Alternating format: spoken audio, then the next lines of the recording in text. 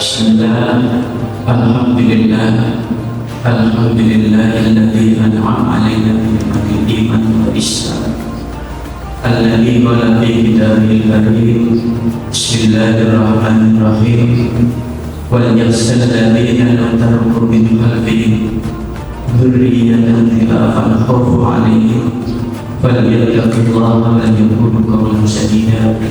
Summa salatu wassalamu ala asyrafil anbiya'i wal mursalin sayyidina wa habibina wa qurrati a'yunina Muhammad wa ala alihi wa ashabihi wa man tabi'ahum bi ihsan ila yaumil din.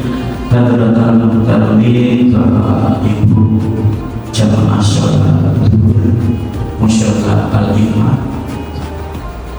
Setelah kita mengucapkan puji syukur kepada Allah Subhanahu wa taala atas limpahan nikmat-nikmatnya, terutama nikmat iman, Islam dan ihsan, sehingga pada hari ke-24 saya hafal bagus sekali hari 24 karena besok timnas akan main tanggal 25. Saya berdoa menang sampai maaf kali ini. Jadi barangkali semoga sholawat dan salawat tetap terlimpahkan kepada Nabi Muhammad SAW yang dengan perantara biarlah nikmat iman, Islam dan ihsan sampai ke hati kita masing-masing. Bapak Ibu yang dimuliakan Allah, pada kesempatan kali ini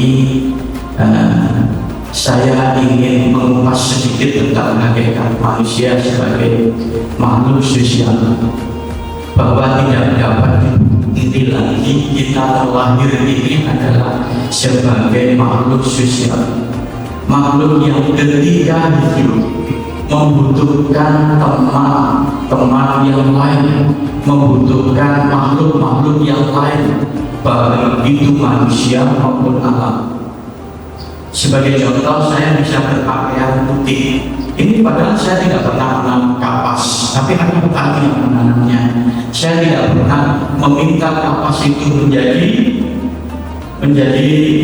kain, benang menjadi kain dijahit sehingga menjadi pakaian yang amat bagus.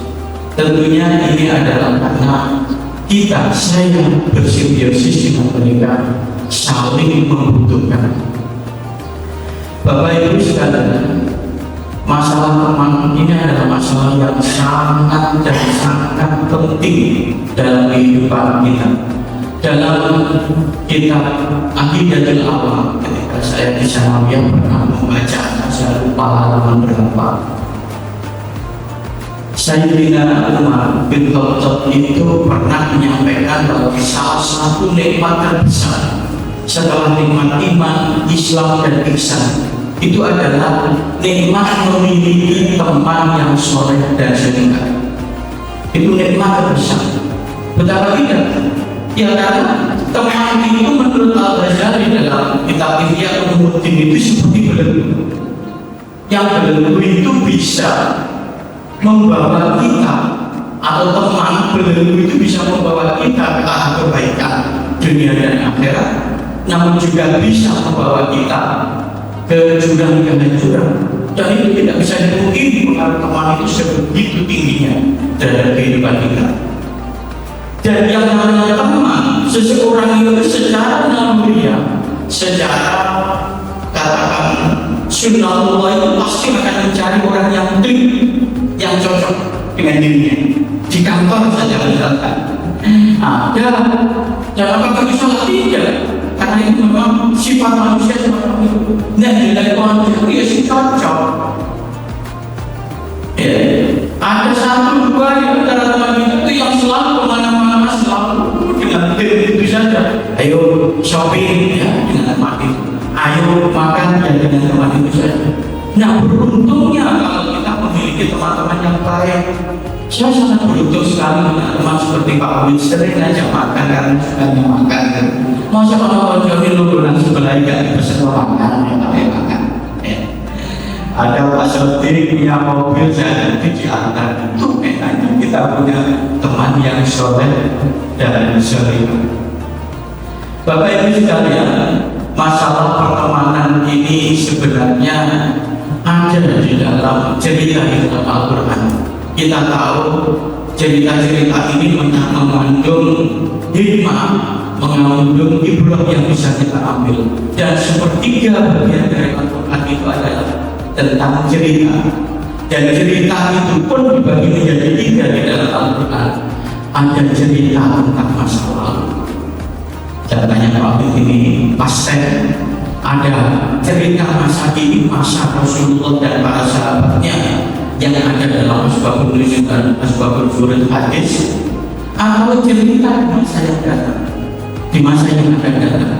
Dan kalau cerita itu cerita di masa yang akan datang, biasanya akan didahului dengan kalimat nanti menjelang akhir ya, menjelang akhir dunia, nanti menjelang kiamat, nanti pada saat di surga, nanti pada saat di akhirat. Jadi ada cerita istimewa yang di dalam Al-Quran itu tidak akan ada cerita-cerita yang lain, yaitu cerita tentang masa depan. Cerita masa depan yang akan saya sampaikan ini ada di surat Al-Furqan ayat 26, 27 dan 28, di mana ayat ini mengingatkan kita sebagai seorang muslim untuk pandai memilah dan memilih teman, karena teman itu akan sekali lagi sangat berpengaruh. Sampai ada di akhirat nanti orang yang ketika berada di akhirat dia sangat menyesal, kenapa saya dulu memilih orang tersebut, orang jelek tersebut menjadi teman.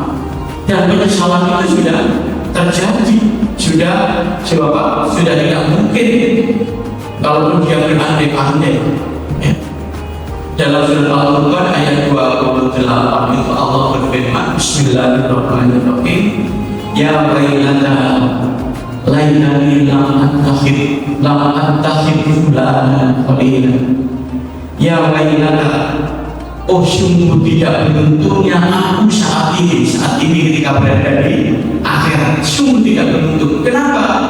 Laitani, seandainya saja. Kalau kata laitani itu dalam bahasa Arab tidak sama dengan Allah, artinya sama, andai, berandai-andai. Tapi kalau Allah itu masih mungkin untuk terjadi. Oh seandainya dia menjadi istriku, oh seandainya rumah itu dapat dibeli, masih mungkin. Tapi kalau lain itu sesuatu mengandai tapi tidak mungkin. Sehingga muncul kalimat lain kami, seandainya dulu ketika di dunia aku la attakhid fulanan khalilan, tidak menjadikan, tidak menjanjikan dia sebagai si fulan itu sebagai teman dekat. Pakai istilah khalil, artinya teman dekat.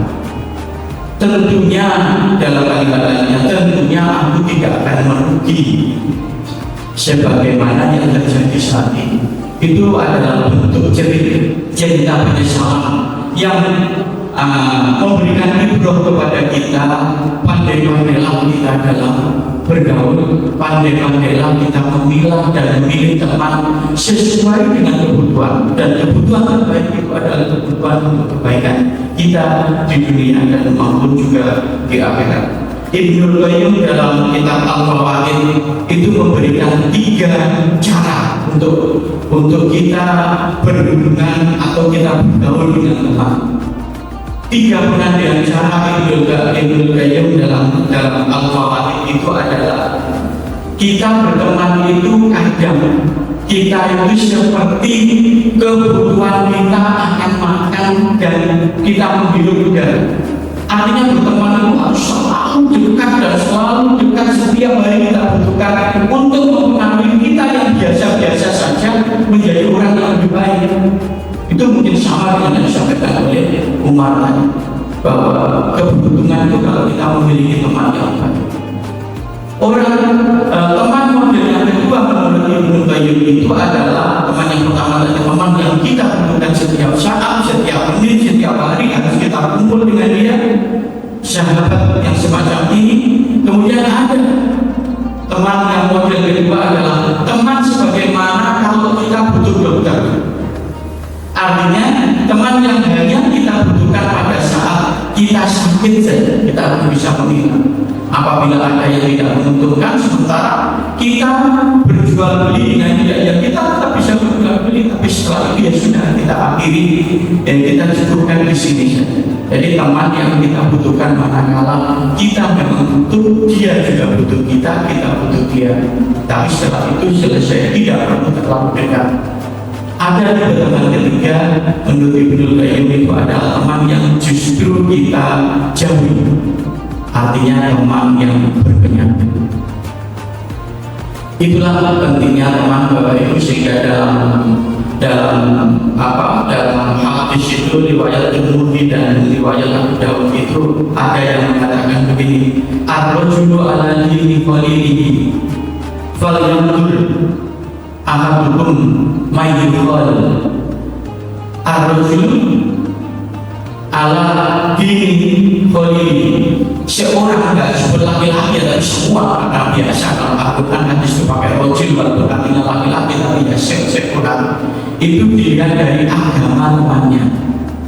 Dan maka lihatlah seseorang itu dari siapa yang dicintainya, siapa yang menjadi teman dekatnya.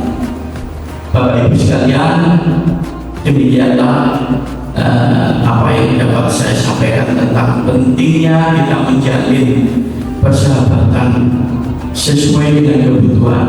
Kalau sahabat itu adalah sahabat yang fitri dunia dan akhirat, maka kita perlu untuk selalu dekat, dan apabila itu menjadi racun dalam hidup kita, maka kita perlu menghindarinya. Kurang lebihnya saya mohon maaf apabila ada yang benar itu semata-mata dari Allah, dan apabila ada yang salah itu kebilangan saya pribadi.